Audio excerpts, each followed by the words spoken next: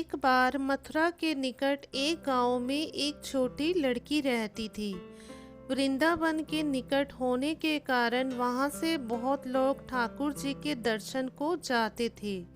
जब वो छोटी बच्ची 5 साल की हुई तो उसके घर वाले बांके बिहारी जी के दर्शन के लिए जा रहे थे।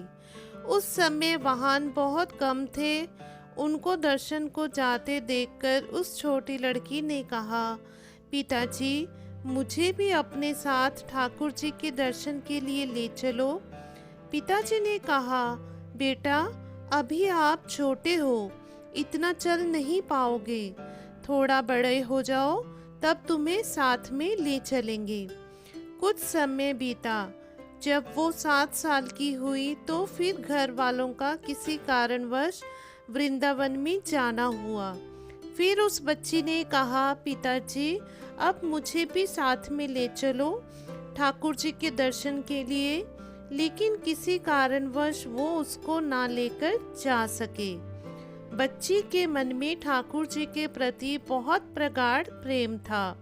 वह बस उनका मन से चिंतन करती रहती थी और दुखी भी होती थी कि ठाकुर जी के दर्शन को ना जा सकी आज तक। गांव में उसके सभी सहपाठी प्रभु जी के दर्शन कर चुके थे। जब वो सब ठाकुर जी के मंदिर और उनके रूप का वर्णन करते तो इस बच्ची के मन में दर्शन की ललक और भी ज्यादा बढ़ जाती। समय अपने पंख लगा के बढ़ता गया। कहीं अवसर मिले जाने के पर शायद उसके भाग्य में ठाकुर जी के दर्शन नहीं लिखे थे। जब वो 17 साल की हुई तो उसके पिताजी को उसके विवाह की चिंता हो गई। उसका विवाह तय हो गया। संयोग कहो कि उसकी ठाकुर जी के प्रति प्रेम के कारण उसका विवाह वृंदावन के सबसे पास वाले गांव में हो गया। वह लड़की बहुत प्रसन्न थी कि अब तो उसको भी ठाकुर जी के दर्शन होंगे। जब विवाह संपन्न हुआ तो वह अपने ससुराल चली गई। फिर रस्म निभाने के लिए वापस अपने घर आई। 1-2 दिन बाद वो और उसके पति जब वापस अपने घर को जा रहे थे तो बीच में यमुना नदी पर उसका पति बोला, तुम कुछ देर इधर बैठो, मैं यमुना में स्नान करके आता हूँ। उस लड़की का चिंतन अब ठाकुर जी की तरफ चला गया और सोचने लगी कि कब ठाकुर जी के दर्शन होंगे। उस लड़की ने लंबा घूंघट निकाल रखा है क्योंकि गांव है, ससुराल है, और वहीं पर बैठ गई। फिर वो मन ही मन विचार करने लगी कि देखो ठाकुर जी की कितनी कृपा है। उन्हें मैंने बचपन से भजा और दर्शन के लिए ललायित थी। उनकी कृपा से अब मेरा विवाह श्री धाम वृंदावन में ही हो गया। पर मैं इतने सालों से ठाकुर जी को मानती हूँ, पर अब तक उनसे कोई भी रिश्ता नहीं जोड़ा। फिर सोचने लगी, ठाकुर जी की उम्र क्या हो सकती है। मेरे हिसाब से लगभग 17 वर्ष के ही होंगे। मेरे पति 21 वर्ष के हैं, उनसे थोड़े छोटे ही होंगे, इसलिए वो मेरे पति के छोटे भाई की तरह हुए, तो मेरे देवर की तरह। लो, आज से ठाकुर जी मेरे देवर होंगे। अब तो ठाकुर जी से नया संबंध जोड़कर उसको बहुत ज़्यादा प्रसन्नता हुई और मन ही मन ठाकुर जी से कहने लगी, ठाकुर जी, आज से मैं आपकी भाभी और आप मेरे देवर हो गए। पर वो समय कब आएगा जब आप मुझे भाभी भाभी कहकर पुकारोगे। जब वो किशोरी ये सब सोच ही रही थी तभी एक किशोरावस्था का सांवला सा लड़का उधर आ गया और कहने लगा, भाभी भाभी। लड़की अचानक अपने भाव से बाहर आई और सोचने लगी, वृंदावन में तो मैं नहीं हूँ, ये भाभी कहकर कौन बुला रहा है।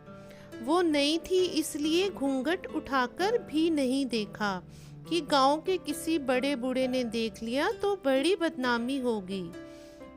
जब वह बालक बार बार कहता पर वह उत्तर ही ना देती।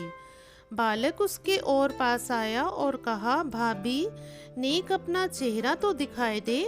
अब वह सोचने लगी, अरे ये बालक तो बहुत जिद कर रहा है, इसलिए उसने और कस के अपना घूंघट पकड़कर बैठ गई कि कहीं घूंघट उठाकर देख ना ले।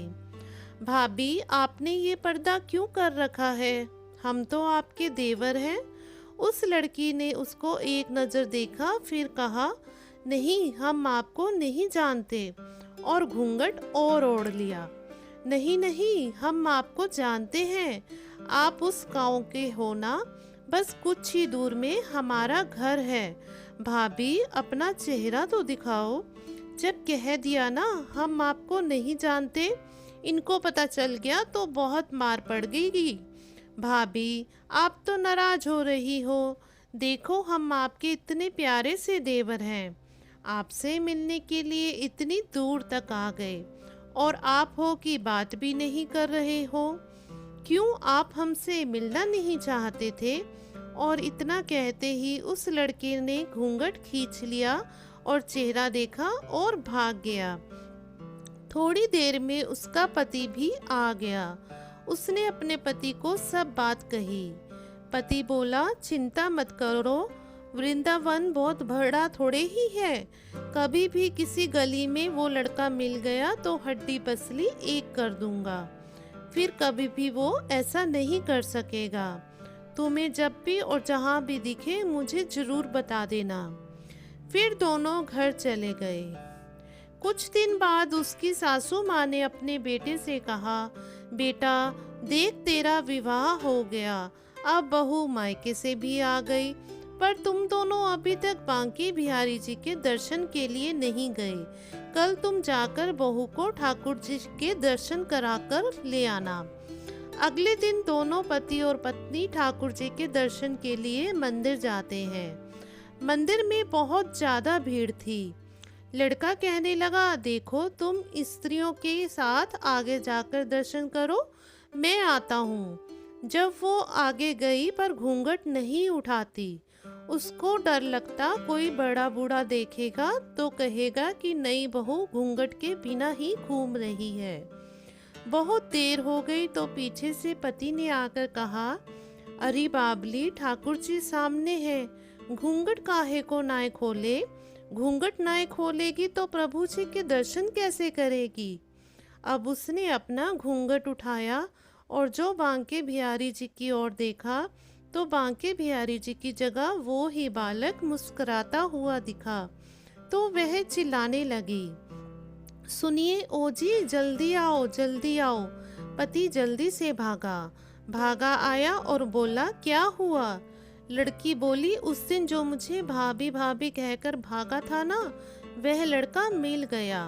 पति ने कहा, कहाँ है? अभी उसे देखता हूँ, बता तो जरा।